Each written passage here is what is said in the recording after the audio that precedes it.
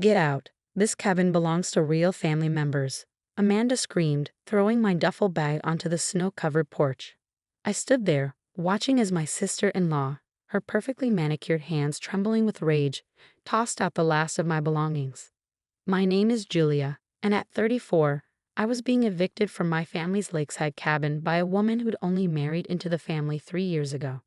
The same cabin where I'd spent every summer since I was 6, where my grandfather had taught me to fish, and where I'd scattered my father's ashes last spring.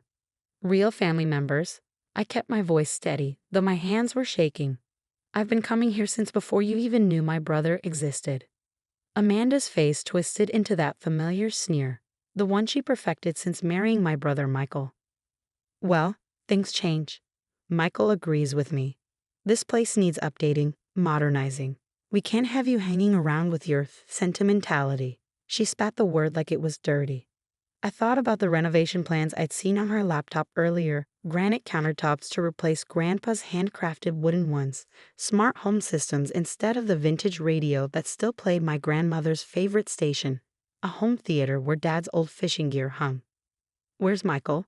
I asked, already knowing the answer. My brother, once my closest confidant, had become increasingly absent whenever conflict arose with his wife. At work, obviously. Amanda rolled her eyes. Someone has to pay for all the improvements this dump needs. Now take your things and leave. We're starting renovations next week. I picked up my bag, brushing off the snow. The cold air bit at my cheeks, but it wasn't nearly as cold as the realization that my childhood sanctuary was about to be destroyed. What Amanda didn't know, what none of them knew, was that I'd been prepared for this moment. 3 months ago, when I first noticed the renovation catalogs arriving in the mail, I'd visited our family lawyer. Old Mr. Peterson had handled our family's affairs since before I was born, and he'd been more than happy to help me understand the cabin's true ownership status. You're making a mistake, Amanda, I said quietly, pulling out my phone. She laughed, high and brittle. The only mistake was letting you think you still had a place here. This cabin belongs to Michael now, and as his wife, I have every right to. Actually, I interrupted, pulling up the email from Mr. Peterson. You don't. Excuse me? Dad never transferred the cabin's ownership to Michael. He couldn't, it wasn't his to give. Amanda's perfectly penciled eyebrows drew together in confusion. What are you talking about? Michael said. Michael assumed, and you both stopped listening when anyone tried to tell you differently. The cabin belongs to me. Grandpa left it to me in his will, specifically to protect it from being modernized or sold. The color drained from Amanda's face. You're lying. Michael would have known. Michael would have known if he'd bothered to attend the will reading instead of flying off to Aspen with you. I pulled up the property deed on my phone and held it out. Would you like to see the documentation? She snatched the phone, her long nails clicking against the screen as she scrolled through the legal documents. I watched as her expression shifted from disbelief to anger to something close to fear. This isn't possible, she whispered. It's not only possible, it's legally binding. Those renovation crews you hired, they'll need my signature to begin work. The contractors you paid, they'll need my approval before they can set foot on the property. Amanda's face had turned an interesting shade of red. We've already paid deposits. The crews are scheduled. We have designers flying in from New York. I picked up my bag and walked back inside the cabin, past her spluttering form. The familiar scent of pine and wood smoke wrapped around me like a warm blanket. That sounds like a you problem, I said, using one of her favorite phrases back at her. Now I believe you're trespassing on my property. Michael will hear about this, she threatened, backing toward the door. Good, I replied, settling into Grandpa's old armchair. While you're updating him, you might want to mention the changes I'm planning for the guest policy, starting with who's no longer welcome here. As Amanda stormed out, slamming the heavy wooden door behind her, I looked around at the cabin. My cabin. The old photos on the walls, the handmade quilts, the morning sun streaming through windows that had witnessed decades of family memories. I pulled out my phone again, this time to call my brother. It was time for a long overdue conversation about family, respect, and the true meaning of heritage. But first, I had some locks to change. The fallout was immediate and explosive. Within hours of Amanda's dramatic exit, my phone exploded with messages. Michael called 17 times, each voicemail more demanding than the last.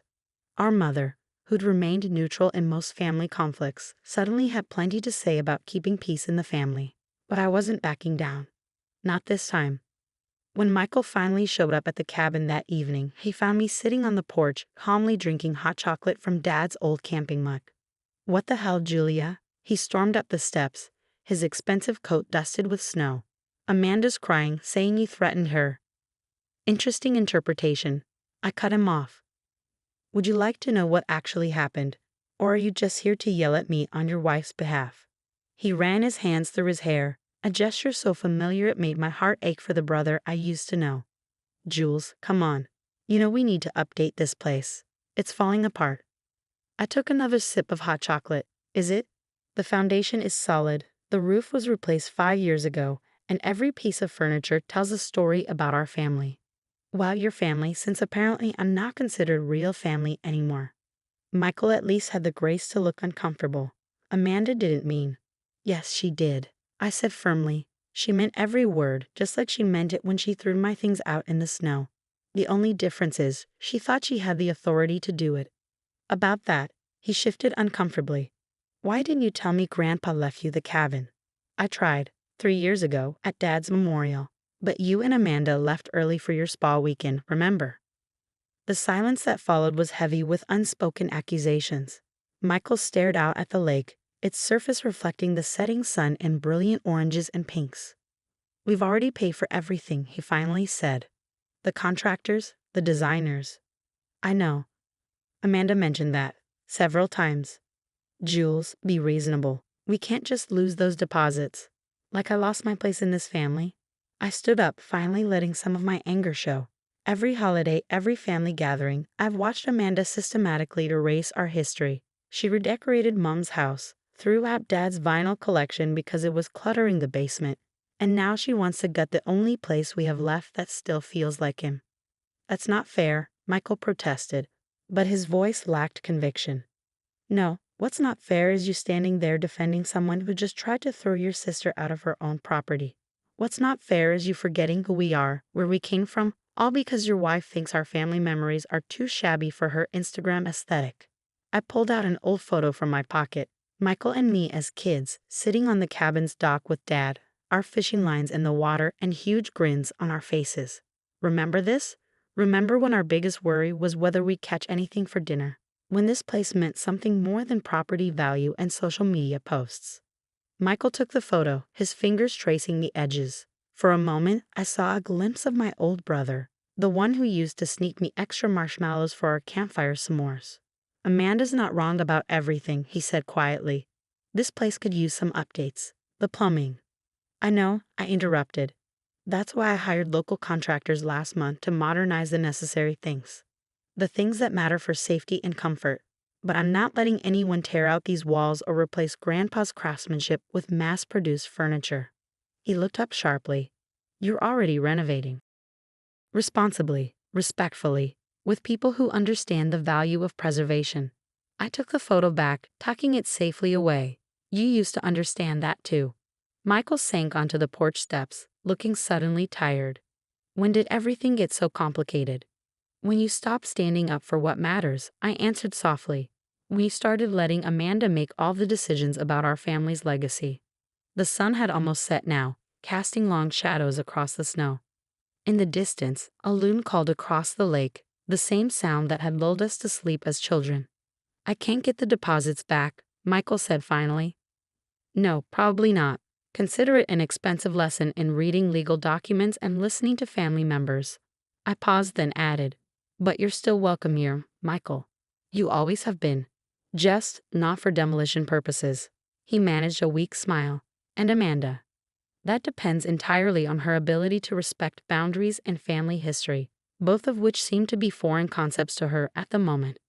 Michael stood up, brushing snow from his pants. "She's not going to like this." "That sounds like a you problem," I said, but this time my voice was gentler. "Maybe it's time you decided what matters more. Appeasing your wife's renovation fantasies or preserving the memories we shared here with Dad."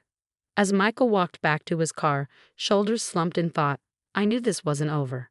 Amanda wouldn't give up easily, and our mother would probably continue pushing for family harmony. But standing on the porch of my cabin, Watching the first stars appear over the lake, I knew I'd made the right choice.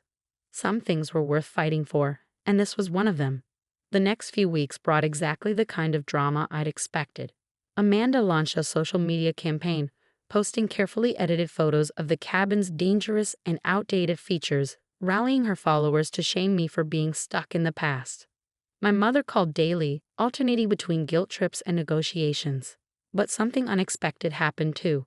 It started with a letter from Mrs. Harrison, our elderly neighbor who lived across the lake for 40 years. Inside was a yellowed photograph of my grandfather building the cabin's stone fireplace, along with a note. "I watched your grandfather place every single one of those stones by hand. He said he was building it to last generations. Stand your ground, dear." Then came the local historical society's interest. Apparently, our cabin was one of the last original lakeside structures from the 1950s, and they were eager to document its craftsmanship. The president of the society, a passionate woman named Diana, spent hours photographing Grandpa's woodwork and recording my stories about the cabin's history. "This isn't just a building," Diana told me, running her hand along the hand-carved banister. "This is living history. Your grandfather was an artisan." The Historical Society's involvement changed everything. Suddenly, Amanda's renovation plans weren't just facing family opposition. They were threatening a potential historical landmark. Her Instagram followers started questioning her intentions, especially after Diana's Preservation Society shared their own posts about the cabin's architectural significance. One morning, I arrived at the cabin to find Michael sitting on the dock, coffee mug in hand, staring out at the water. "I've been here since sunrise," he said as I approached. "Just remembering." I sat down beside him, letting my feet dangle over the water like we used to do as kids. Remembering what? Everything. Dad teaching us to fish, Grandpa telling his ridiculous ghost stories. Remember how he'd always make the lake monster sound different every time? I smiled. And how Mom would pretend to be scared just to make us feel brave. Yeah. Michael took a deep breath. "I talked to Amanda last night. Really talked, for the first time in, I don't know how long." I waited, watching a pair of ducks glide across the lake's surface. "She's agreed to drop the renovation plans," he continued. "Not because of the Historical Society or the social media backlash, but because," he paused, swallowing hard, "because I finally stood up for what matters to me. To us." What changed her mind? Michael pulled something from his pocket, another photograph. This one showed Amanda at the cabin last summer, laughing as she tried to roast marshmallows for the first time. Behind her, you could see all the things she wanted to tear out: the weathered wood panels, the old stone fireplace, the vintage fishing gear on the walls. "I showed her this," he said, told her that this moment, her looking so happy in this imperfect, history-filled space, was worth more than any granite countertop or smart home system. That maybe she'd fallen in love with the cabin's soul without realizing it. And she understood. Not right away. But then I showed her more photos. Us as kids, Dad teaching us to swim, Grandpa in his workshop. Told her all the stories behind every scratch in the floor and every dent in the walls. Finally, she got it. Or at least, she's trying to. I felt tears prick at my eyes. "I've missed you, Mike. The real you." He wrapped an arm around my shoulders just like when we were kids. "I've missed me too." The next weekend, Amanda came to the cabin. Not to argue or demand changes, but to apologize. She brought a peace offering, a small photo album she compiled of the cabin through the years, including recent pictures of her own happy moments here. "I was so focused on making everything perfect," she admitted, sitting in Grandpa's old armchair, "that I forgot perfect isn't always beautiful. This place, it's beautiful because it's real, because it tells a story." Over the following months, the cabin became a gathering place again, but different from before. Amanda learned to appreciate the history around her, even starting a blog about historical home preservation. Michael rediscovered his love for fishing, teaching Amanda how to cast a line from the same spot where Dad had taught us. The Historical Society helped me maintain and preserve the cabin's original features while making subtle updates that didn't compromise its character. The plumbing got fixed, the insulation improved, but Grandpa's craftsmanship remained untouched. One evening, as we all sat around the fireplace, the same one in that yellowed photograph Mrs. Harrison had shared, I realized something profound. Sometimes preserving the past isn't about refusing to change, it's about understanding what's worth keeping. Amanda, curled up in a vintage blanket, was reading one of Dad's old fishing magazines. Michael was showing our mother how to use the new coffee maker we'd installed in the still rustic kitchen. The cabin had evolved, not through dramatic renovation but through gentle integration of the new with the old. Looking around at my family, I knew we'd found the right balance. The cabin wasn't just preserved, it was alive, continuing to create memories while honoring those that came before. Some things I've learned don't need modernizing. They just need protecting, understanding, and most importantly, love.